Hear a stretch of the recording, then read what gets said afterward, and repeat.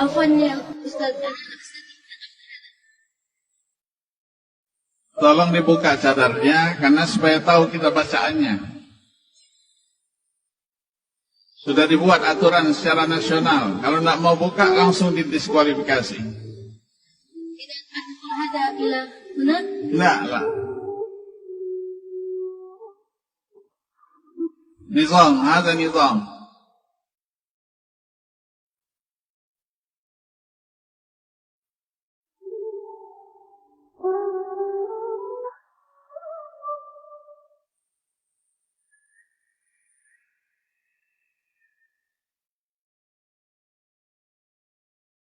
Asif ya Ustaz.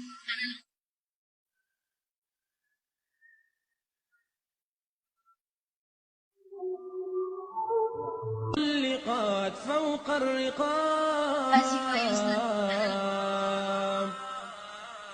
نادوا بتحرير الفتاة وألفوا فيه الكتاب. من هذه الفتاة الشجاعة؟ تواصلت مع بعض الأخوة من لهم اهتمام بالأمور الدعوية في إندونيسيا، وأتاني هذا الخبر. اسمه الأخت ميسرة، وهي طالبة في معهد العلوم فرع جامعة الإمام بمدينة ميدان الأندونيسية، قسم الشريعة المستوى الثاني. وللعلم كانت الجائزة الكبرى في هذه المسابقة بقيمة 30 مليون روبية أندونيسية، يعني ما يعادل 10,000 ريال سعودي.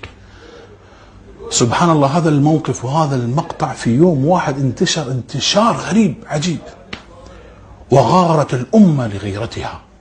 وهكذا هي أمة الإسلام، تنام لكن لا تموت.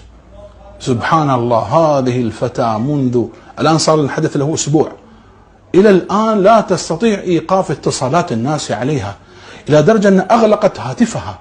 الكل يريد دعمها وتأييدها، ولجنة المسابقة اعتذرت عن هذا الذي حدث معها. أصلا حتى المتابعين يقولون إيش لجنة التحكيم اللي يعني تجبر الفتاة بكشف الوجه؟ تأكدوا من شخصيتها في لجنة نسائية وتكشفها وخلاص.